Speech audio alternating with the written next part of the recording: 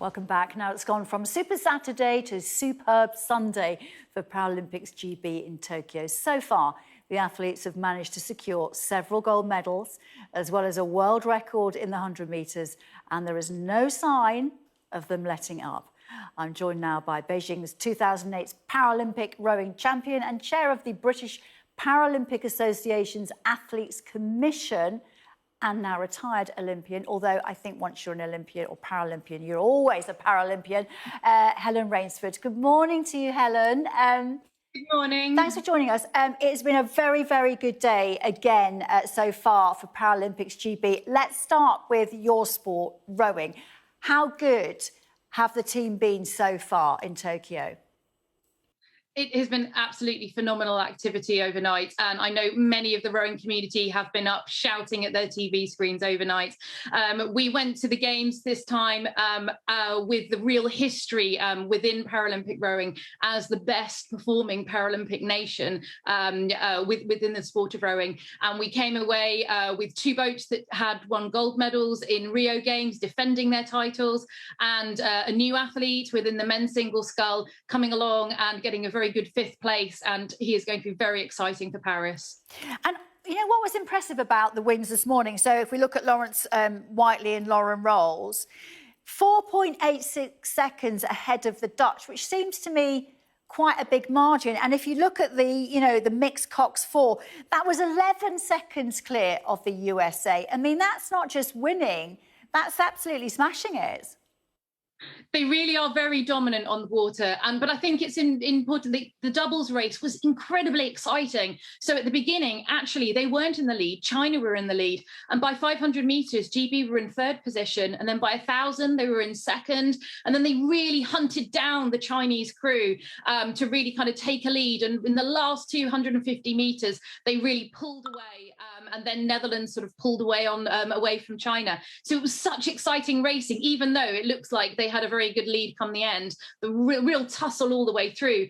And the four, they have been dominant, and they are now unbeaten for 11 years. And they literally, the beginning of the race was lots of shouting as all the coxes are trying to get the boats moving. They're very heavy boats, the fours, so it takes a while to get them up to speed. And actually USA took the early lead. But then by 500 meters into the race, Great Britain had half a boat length clear, and they went and did their thing. Yeah. It was absolutely incredible racing. Yeah, absolutely brilliant. And we've seen Hannah Cockcroft, smash her own world record this morning and get another gold medal. And we've seen Lauren Steadman as well win the triathlon, or the para-triathlon. But what is a shame for all these athletes, I think, is, the timing in terms of the 24-hour clock when they're actually competing live. It is the middle of the night. Let's cast our mind back to London 2012. That really seemed to be the peak of para-athletics in terms of the nation getting behind and getting interested in their stories. And it doesn't seem to have quite sort of reached that pinnacle ever since. Is it disappointing that para-athletics and para-sports are not given more profile all of the time? I think it would be fantastic if we had a greater profile on athletes more than once every 4 years or every 2 years, because we have Winter Paralympics in between times. But we have really seen a massive shift since 2012. The London Games really did shift the focus on athletes. And I know that there is a time difference, but I have seen a lot of support for the athletes on social media. A lot of people, if it's their sport that they're interested in, have been staying up in the night and watching the events. And I think probably one of the biggest things that we can do is that our athletes are inspiring on the field of play, but they're just as inspiring off the field of play, and really learning their stories. If I think about the rowing from Rio in 2016 and the class of 2016, we now have one of those athletes is a science teacher, one is a PE teacher, one is an organic farmer in the USA. Like, they're amazing people off the field of play. And hopefully through the British Paralympic Association's campaign, Impossible to Ignore, we can really push these stories to the fore, challenge stigma and challenge perceptions in society of disabled people. Absolutely. And if you look at someone like Lauren Steadman, for example, going on Strictly, and suddenly she's got this great profile. But how important is it for, all countries to step up and have representatives? Because we've learned today that the Afghanistan athletes they've managed to get them out of Afghanistan, and they are going to be able to compete, even though there's only 2 of them, but one of them is female.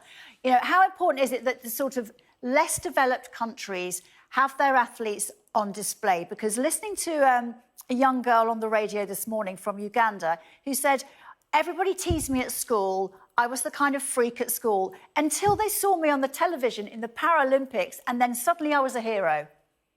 And that's such a difference, isn't it? It makes such a difference.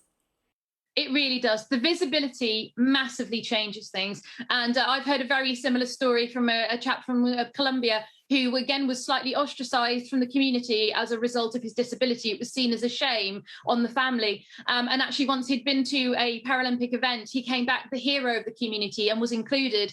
And really, sport is a very powerful tool for us to push forward inclusion. And I know that some of the more developed Paralympic nations are working with those that are developing to really influence their media and to try and showcase our sport. And looking at the medals table, it's actually great reading for Paralympics GB because they're second behind China.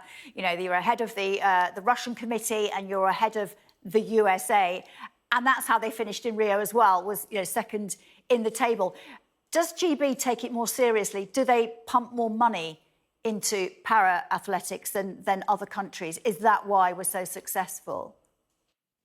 I think we take a very scientific approach into how we prepare our athletes, both physically and emotionally and psychologically as well. Athlete mental health going into this Games has been really, really important as the athletes are competing in very different environments. There's no friends and family. That has quite a big impact on an athlete. And obviously the need to isolate, etc., and stay away from one another to not risk being pinged as a COVID contact.